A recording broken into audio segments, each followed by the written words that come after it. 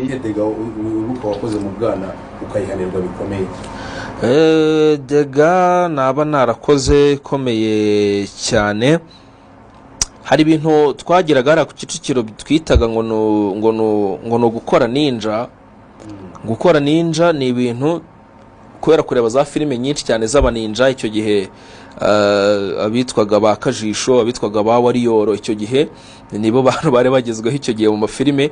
Twarabiganaga rero tugakora icyo bita ngo gukora ninja, tukagenda n'inyo twigize nk'abaninja, none tukaba twaje nko mu rugo rw'umuntu tukaba twakwibayo nk'ibintu twigize abaninja. Icyo gihe rero ari ahantu twaduturanye, ku rugo rwaduturanye arakana kitwaga ka Darcy, kare gatoyo ubu ngubu yarakuze n'umugabo.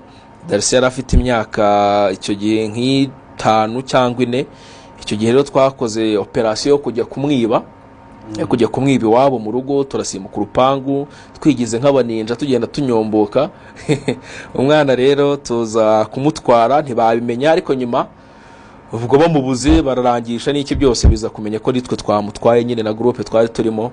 Icyo gihe rero twarakubiswe bikomeye cyane rwose imigano. Icyo gihe nicyo kintu cyari kigezweho, ahantu hose habaga hari imigano. Icyo gihe baradukubise bikomeye cyane ngo twigize amabandi. Urumva niyo dega nibuka ishobora kuba ikomeye cyane.